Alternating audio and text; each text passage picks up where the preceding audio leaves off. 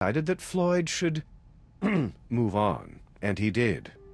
If I told you that out of the 4 male prostitutes that were identified as possible suspects back then, you're the only one left alive, what would you say to that? Ma'am, you're wrong. They're all dead. I'm sorry, but I really have nothing more to say to you.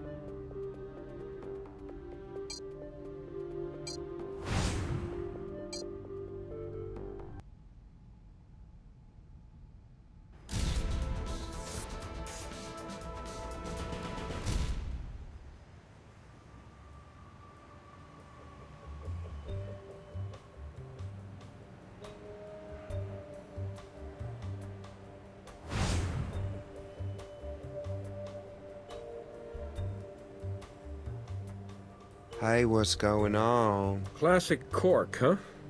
Gary, for a homeless guy, you sure have expensive taste in booze.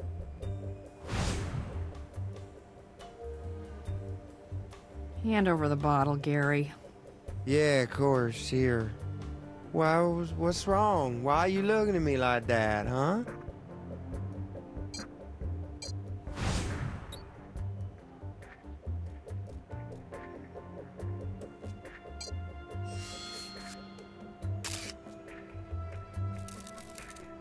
That's just where Gary was holding the bottle.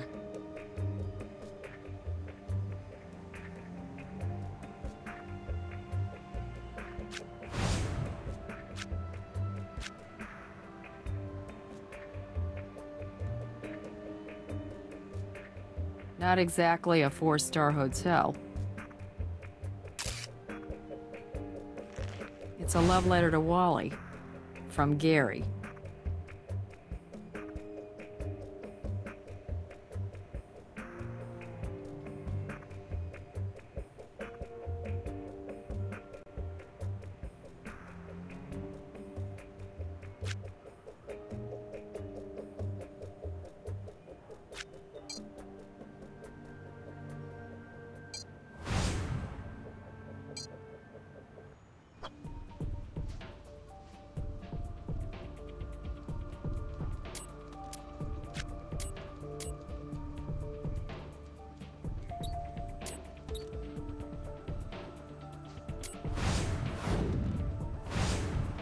Gary practically lives at the club, and he found Bieganowski's body, but I have no idea why his prints would be on a case of booze nowhere near the crime scene.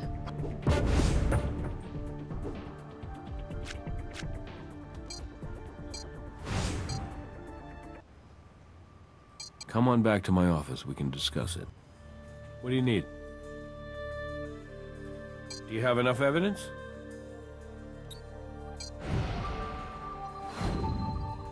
The problem here is, I don't see how these things are connected. Hey, well, that's gonna be a problem. She's long gone, so we're gonna need a really good reason to drag her back down here.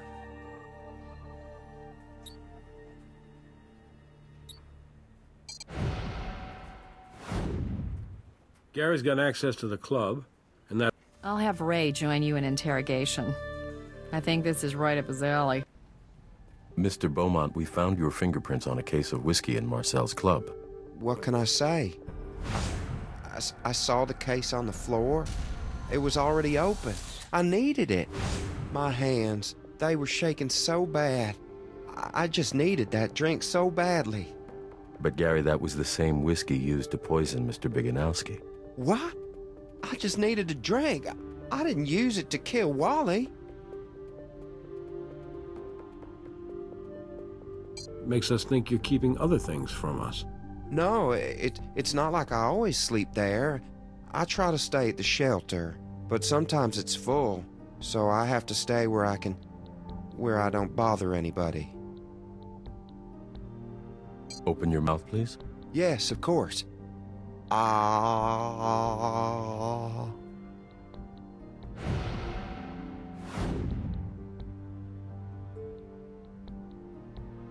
What? Of course not. I had no reason to be mad at Wally.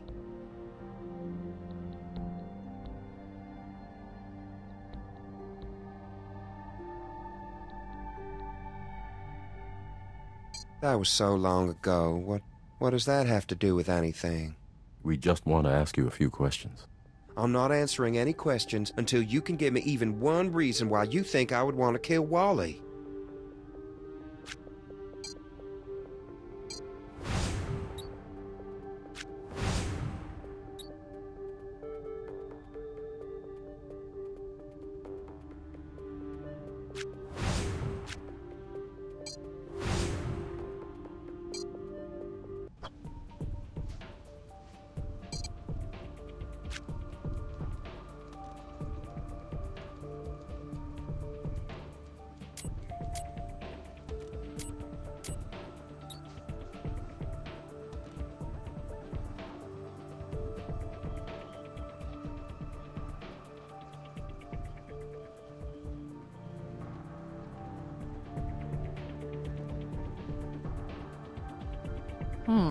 That's peculiar.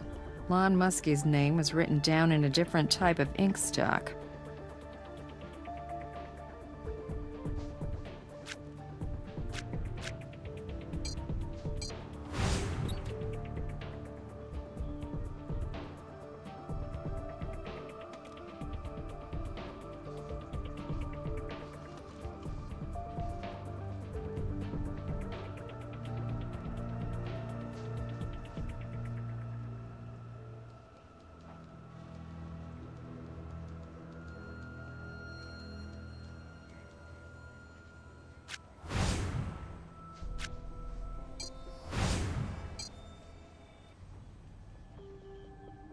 I had no reason to be mad.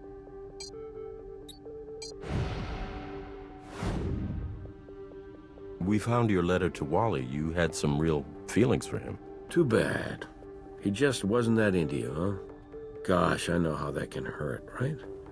Makes you wish you could sit him down and just talk. Maybe tie him down so he doesn't go anywhere while you're sharing all those real feelings. Maybe try to change his mind a little with a drink or two or three. Or hell, maybe the whole damn bottle, huh? Isn't that pretty much how it went down, Gary? No, it wasn't like that at all. I loved Miss A. I loved her so much. Let's all just calm down for a second. Why didn't you give Miss A the letter? I just wanted to write down my feelings. For once in my life, I wanted to be honest with myself. She knew how I felt about her. I told her. I said, I love you. And she looked at me, kind of puzzled, and said, it must be so nice to be able to say those words and mean them. And then she walked away from me. I wasn't even sure what she meant, but I had my answer. We would always just be friends. And I could live with that. That's a lovely story, Gary, but will a jury believe it? If you're innocent, you better start answering our questions. All of them. Okay. Okay, I'll tell you whatever you want.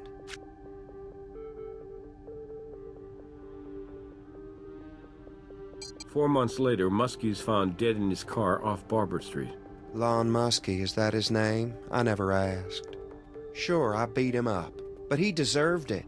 He would take my friends out on dates, and they would come back bruised, sometimes bleeding. I wanted to teach him how to treat a lady in a language he would understand, but I didn't try to kill him. He should have gone to jail, but that detective, she let him go. But what can you expect, huh? You guys look out for each other, and I can't blame you.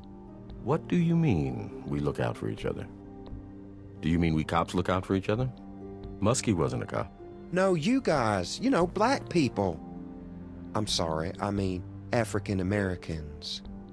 Oh, now I've gone and put my foot in my mouth. Well, that's what happened, okay? That black lady detective showed up and let him go. I don't remember exactly what she looked like. I remember that her badge surprised me. I'd never seen a black woman detective before. Wait a second, you're saying Detective Warris Briggs knew this guy and just let him go because she was black and he was black? Is that the load of bull you're trying to sell us about one of the most distinguished officers this department has ever known? Please, I'm only telling you what I remember. I'm not making anything up, I swear. Maybe it wasn't just a black thing. Come to think of it, the way they argued, maybe they knew each other. She did say she was giving him a ride home. I mean, I think. It was a really long time ago. Setting aside Mr. Beaumont's racial insensitivities, I think we need to take a better look at Detective Briggs' involvement in all of this. You want to know what I think? I think this guy's a lying sack. This is a photograph of Lon Muskie from the Barber Street murders case file. Is this the man you assaulted? No, that's not the guy. I mean, I'm sure I'd remember him, and that's not him. That's strange. But take a look at this photograph, then. This is another Barber Street boozer victim. His name is Matthew Dawes. Is this the man? That's him. That's the guy that hurt my friends. Matthew Dawes. If what you say is true, why would Juarez write a different name in her notes?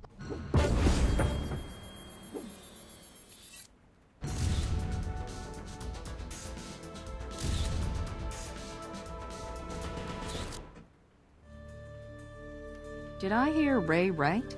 Detective Briggs's personal case notes were wrong? She must have known the victim was named Matthew Dawes. I hate to say it, but I think we need to get to the bottom of her involvement in all this. I can't believe it. And I'm not just saying that because I think this Beaumont guy's lying to us. Even if he were telling us God's honest truth, retired Detective Juarez Briggs is one of the most dedicated and well-respected officers to ever serve in Las Vegas law enforcement. Yeah? No judge is going to permit you to compromise her rights without some very compelling evidence.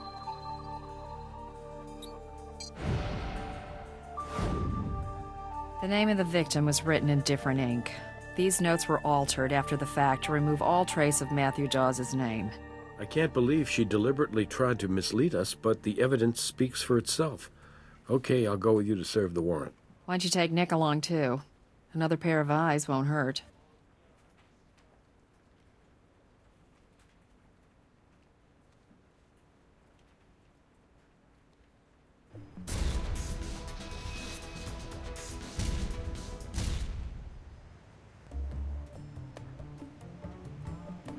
What's going on here, Jim? We need to talk, Juarez. You gotta tell me what's going on. You changed your case notes. You omitted the fact that you knew Matthew Dawes. Why did you do that, Juarez? There's no way I can help you unless you tell me the whole truth. Jim, you've got a lot of nerve coming in here like this. Like I'm some sort of common criminal. I gave my life serving this city. I demand some damn respect.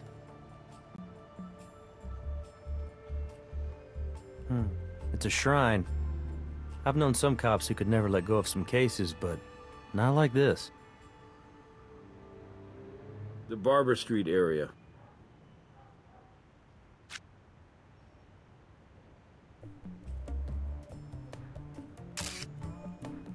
I never would have pictured you in pink, Juarez.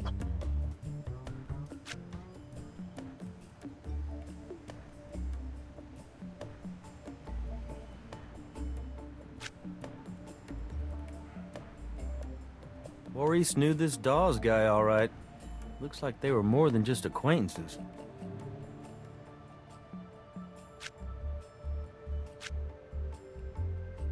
Whoa, is this the right RV? More Barber Street boozer paraphernalia, nothing we don't already have.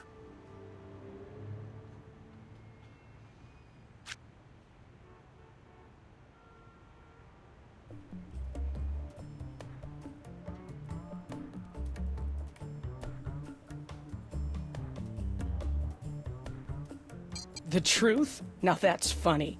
You go on, take a look around, take what you need, and then get the hell off my property.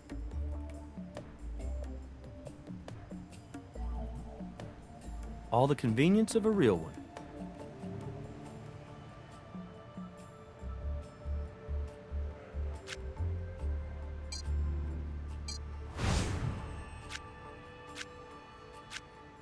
Just get what you need. Hard to believe Detective Briggs is involved with this.